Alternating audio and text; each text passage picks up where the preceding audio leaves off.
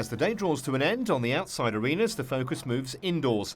Jumping started at 8 in the morning through to late evening. And seeing it all unfold, the judging team and course commentator.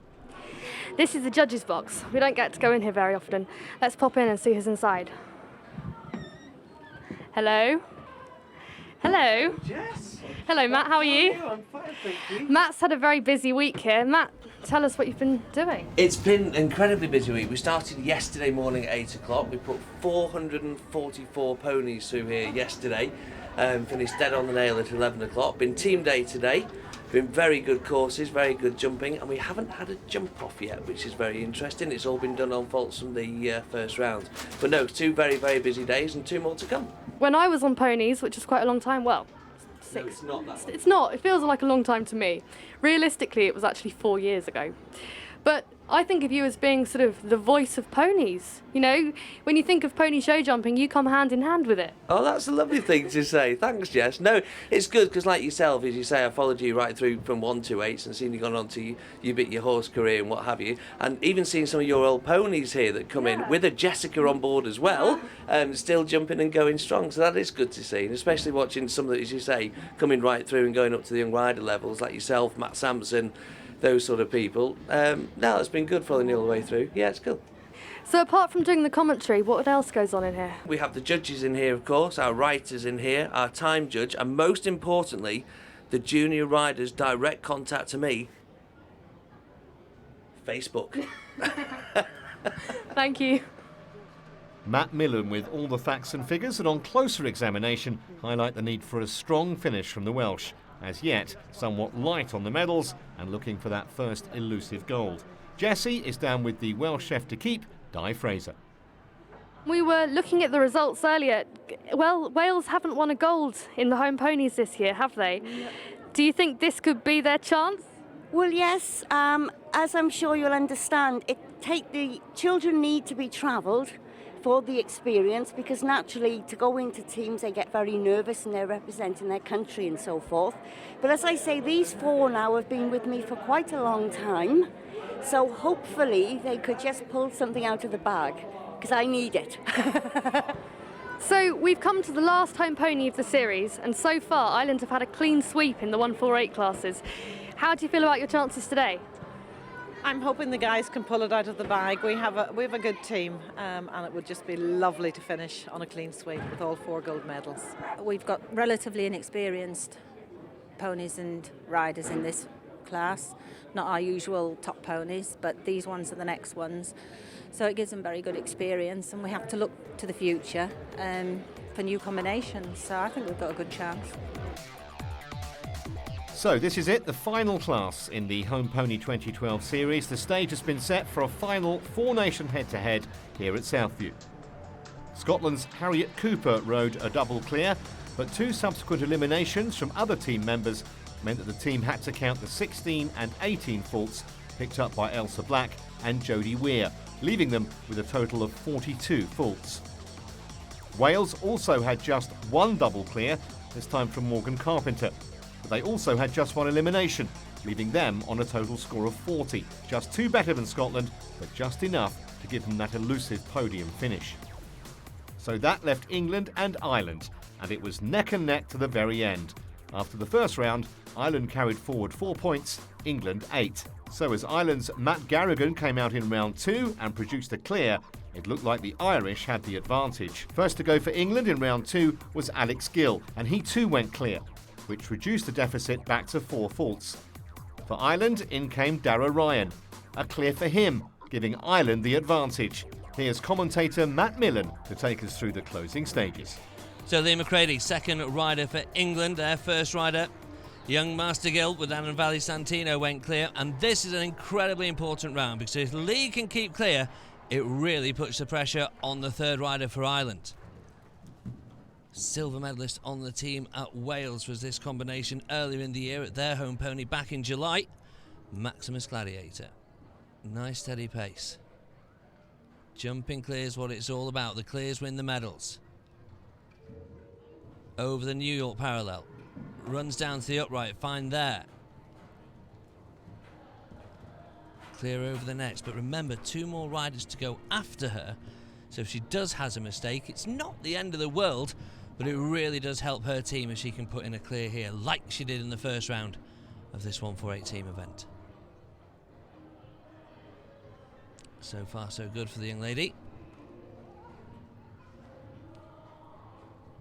Through the double of uprights to Southview fence, over that parallel.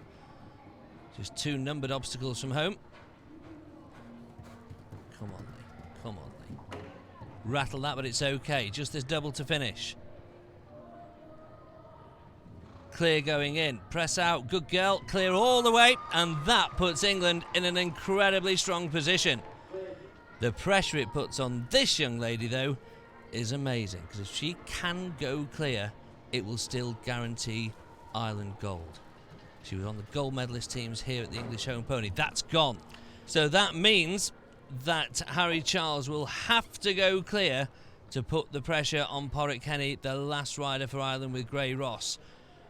But when we get there, those 2 young gentlemen are going to have nerves of steel. They both got to go clear, especially Harry, to put that pressure on. All the permutations involved here are amazing for gold. But can she keep the rest of the fences up to secure that gold for her country? No, that's gone. So it is going to go right down to the wire. Doesn't really matter now what she does. It's definitely going to go to the wire. That score will hopefully be one of the score that they will remove. Remembering it's the worst score of the force that's taken away. So currently on 8, puts the pressure on their final rider though, on Porrick Kenny. Yvonne was gold medalist actually here last year for Ireland at the English Home Pony. Jumped the pony to 5th place in the Grand Prix at the Scottish Home Pony up in Ingliston earlier in the year. That's gone as well. She's on 12. So it's going to go right to the wire when Porrick Kenny comes in. Harry Charles next to go for England. This is Merca's money maker. Been on tremendous form. 3rd in the Junior Show Jump of the Year with this pony actually at the Horse of the Year show after winning his qualifier for that class at the Welsh Home Pony. Clear here, and the pressure is so much on Ireland. They would have to go clear. Remembering that the previous riders for England both clear in this particular round.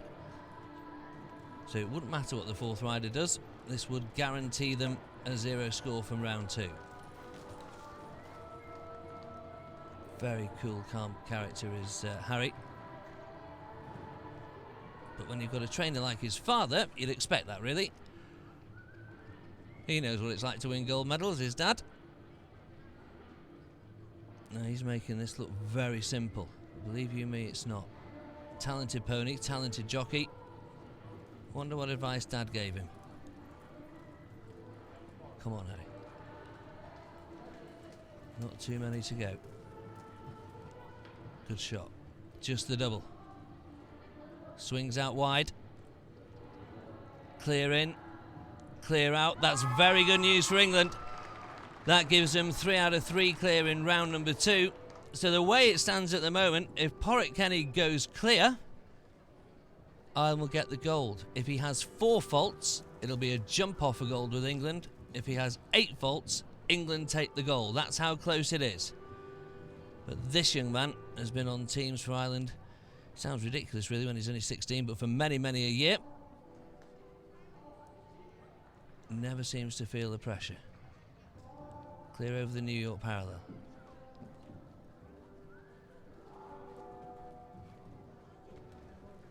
So far, so good for Ireland. Jumped the pony clear in the first round of the 148 teams here at the English Home Pony. Can he get double clear though and secure that gold? Terrific rider. Oh, had a rattle there, but it's okay. It stayed. Jumps a parallel, lovely.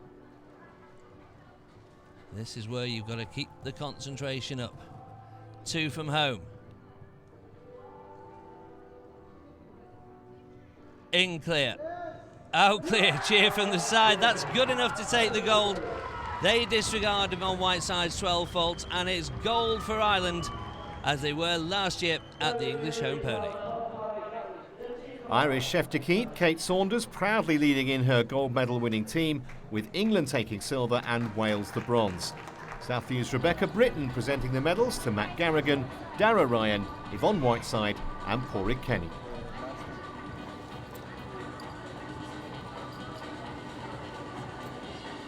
So, you were the last rider on the Irish team today. Did you feel like you were under a lot of pressure? Yeah, it was tough now, but it was okay. The pony jumped really well and I was very happy with it. So. And after going clear, did you know that Ireland had won? Yeah, my trainer told me before I went in that we had to go clear and we did, and I was very happy. So the English home pony finishes with England on top. 2 gold medals for them and at last a podium place for the Welsh, picking up that bronze in the last event. Overall, after the 4 events, the series finished with Ireland on top, but not by much. 6 golds for them, England on 5, and Scotland with that 1 gold they picked up in the 138 class at Ingliston. But the home pony series not over yet. There's still one more event, the Batak Wall Challenge. So tell me a little bit about the Batak. I'm just learning myself, but they've got 30 seconds to hit as many of those as they can. I think the world record's about 70 and an average is about 17. What's your record? I've never tried it. Well, Jessie's been waiting all day for this and she's not short of support. She might be a great rider, but I think she needs to be a little bit quicker with these.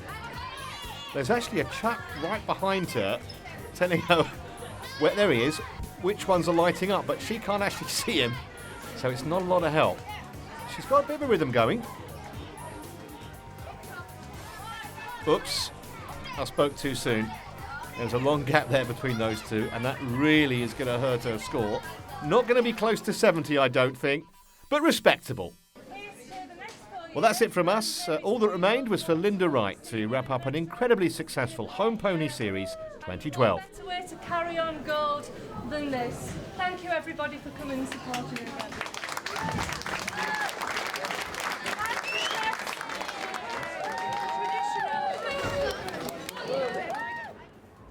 It's been a long day at Southview, and that marks the end of the Home Pony 2012. I hope you've enjoyed the show, and for all those pony riders out there, I hope to see you next year.